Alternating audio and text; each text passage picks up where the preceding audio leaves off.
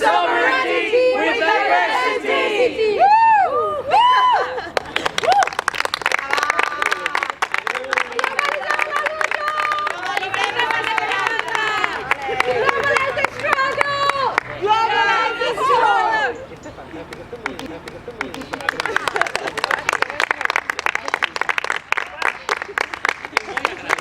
Bueno, eu creo que, en primeiro lugar, é unha materia histórica, unha débeda.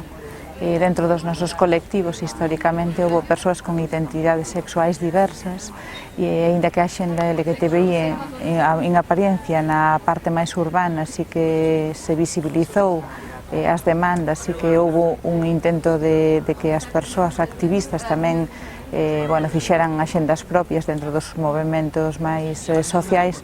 Na parte rural isto é toda unha gran materia pendente, en particular as organizacións agrarias. Eu creo que temos a débeda de formular un proxecto de vida, de boa vida para todas e para todos.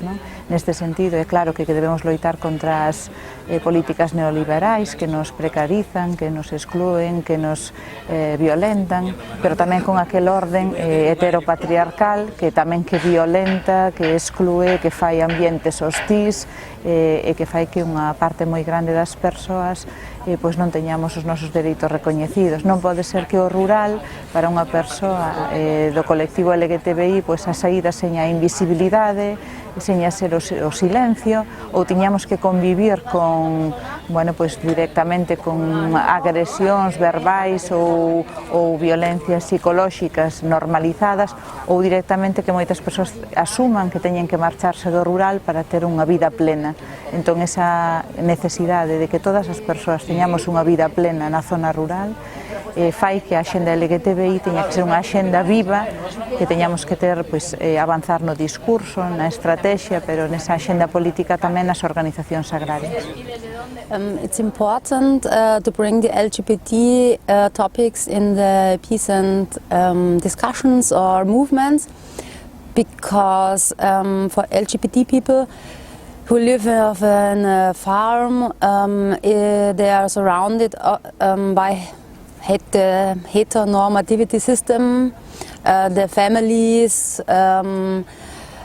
they are heterosexual in general, and to feel good and to feel comfort in the rural area for LGBT people, they need to have places in public where they can meet, where they can exchange their experiences in cities, in urban cities.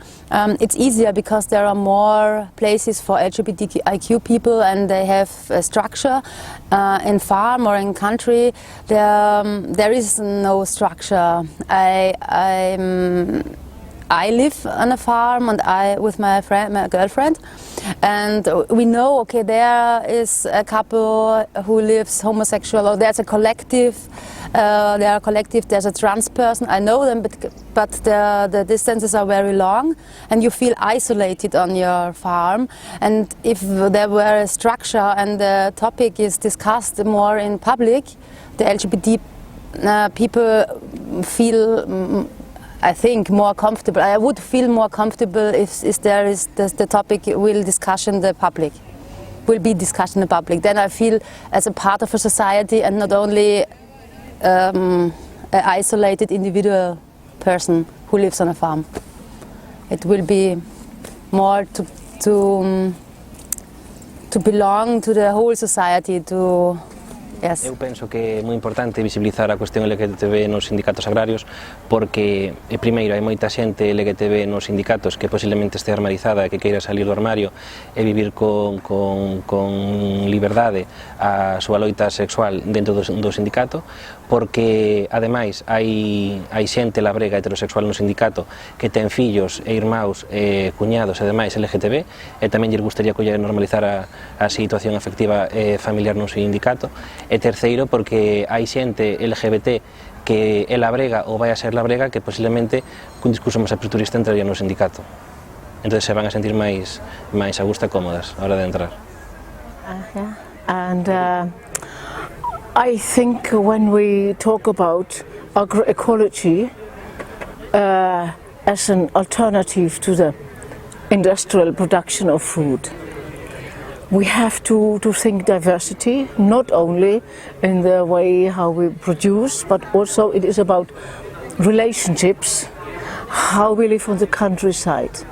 So, if we should live a good life on the countryside, we have to include people which maybe don't fit in the same system all the time. The systems of farms, we call it family farms versus industrial production. But we have to look beyond the system of the family, because younger people maybe have a different kind of, they don't marry but they live together, and maybe women live with women, men with men and so on, or singles or collectives. So we have to widen that idea of the family farming, because it would be too narrow, the family farming. We can rather speak about small units, maybe like collectives, like even small companies, yeah, to produce food or to process food.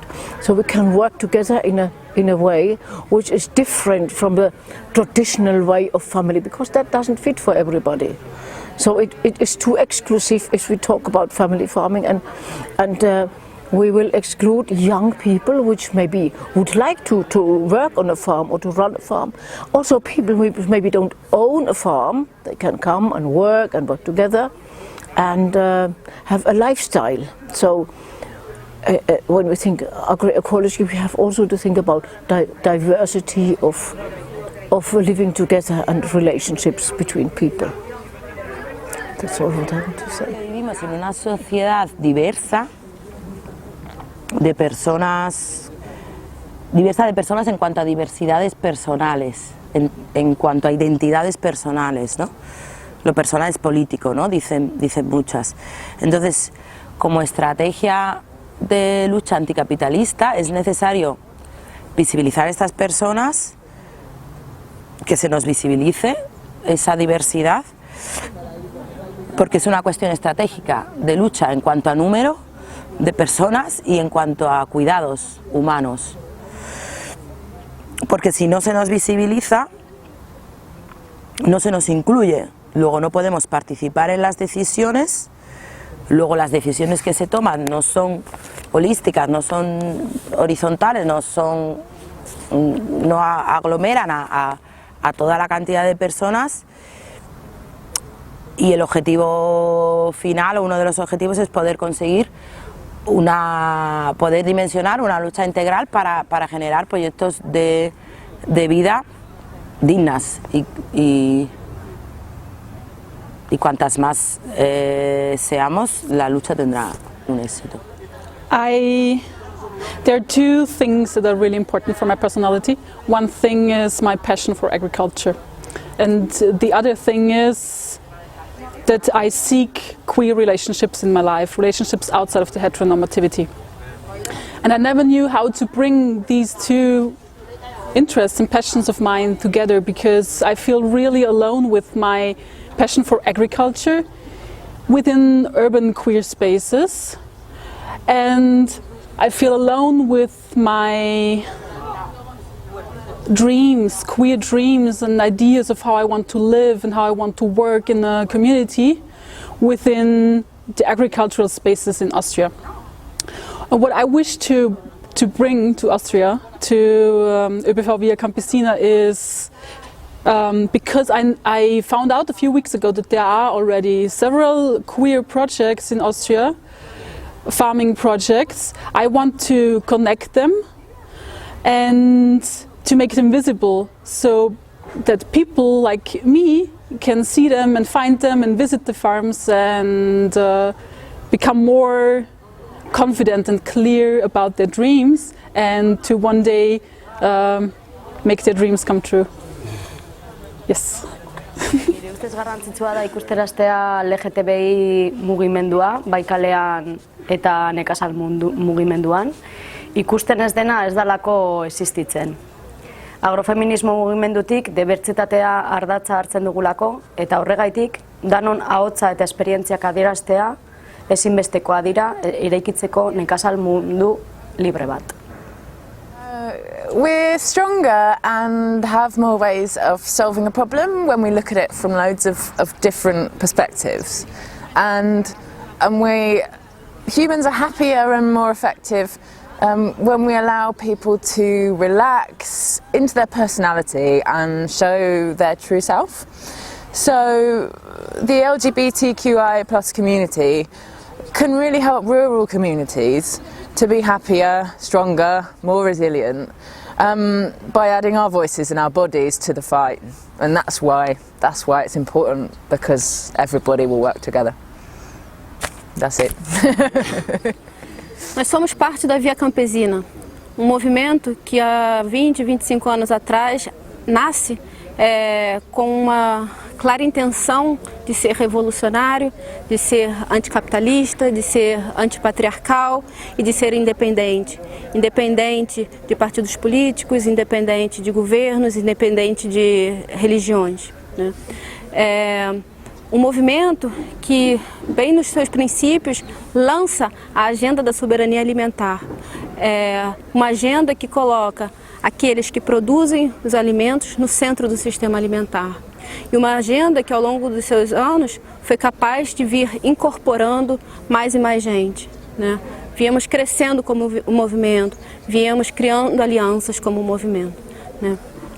E neste momento, nós aqui na Europa, na Via Campesina na Europa, sentimos a necessidade também de parar um pouco e refletir para o interior do movimento, né? O interior dos seus indivíduos também, né? Porque muitas vezes, como movimento, as nossas lutas são ao mundo exterior, né? Querendo mudanças sistêmicas, mudanças sociais, mas muitas vezes esquecemos dos cuidados, né? Esquecemos das nossas emoções, das nossas afetividades, que não são simplesmente questões do indivíduo, elas também são questões políticas. Por quê?